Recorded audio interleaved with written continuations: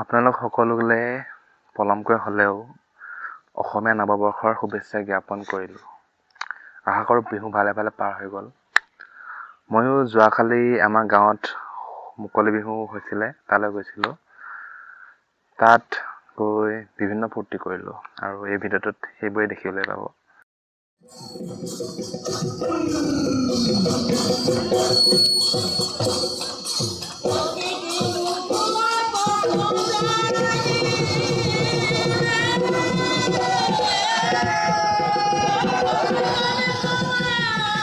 তাত প্ৰথমে বিহু দলবোৰ আহি পোৱাৰ আগতে, প্ৰফেশ্যনেল বিহু দলবোৰ আহি পোৱাৰ আগতে আমাৰ গাঁৱৰ ৰাইজে মিলি পেলাই বিহু ডেন্স কৰিলে। বহুত ভাল লাগিল, সকলোৱে বহুত এনজয় কৰিলে। সেই প্ৰথম পৰ্ব আছিল, সেইটোৱে নিজৰ গাঁৱকে ফাৰ্ষ্ট প্ৰায়ৰিটি দিছে।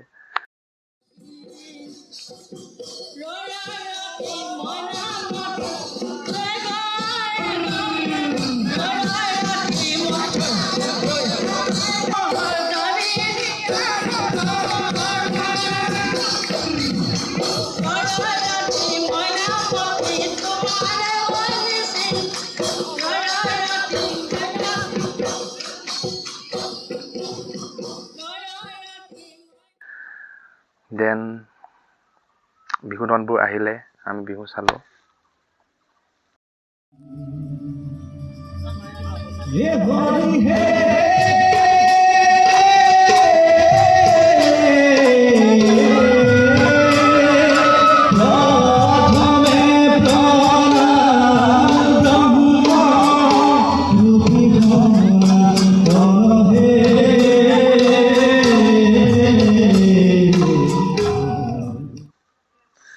আজিকালি বিহু দলবোৰত অকল বিহু নাচে পৰিৱেশন নহয়, বিহু নাচৰ লগতে ধৰক সত্ৰীয়া নৃত্য, নাম কীৰ্তন, অসমীয়া বিয়াৰ এটা চিন দিব, দেন বড়ো নৃত্য, ৰাভা নৃত্য, তিৱা নৃত্য, এই সকলোবোৰ সংমিশ্ৰণ কৰি, চাহ জনগোষ্ঠীয় নৃত্য সংমিশ্ৰণ কৰি মানে বিহুটোক পূৰা কৃষ্টি সংস্কৃতিৰ লগত জড়িত কৰি পেলাইছে। ইমান বেছিকৈ ব্যাখ্যা কৰিব পৰা নাই বাৰু, তথাপিও আৰু কৈছোঁ।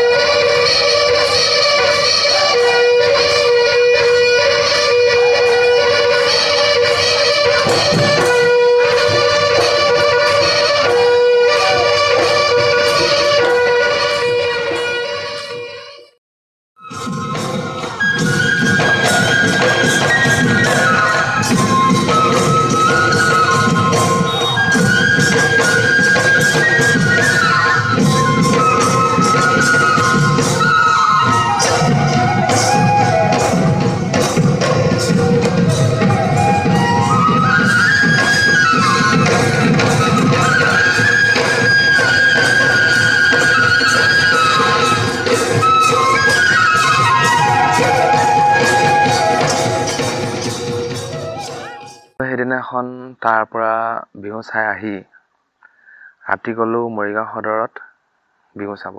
আমাৰ মৰিগাঁও যিটো সদৰ কেন্দ্ৰীয় বিহু সমিতিয়ে পাতিছিলে তাত বিহু চাব গ'লো আৰু তাত আহিছিল আচাৰ্য বৰপাত্ৰ। বহুত এনজয় কৰিলোঁ, ভাল লাগিল আচাৰ্য বৰপাত্ৰ দাৰ প্ৰগ্ৰাম চাই।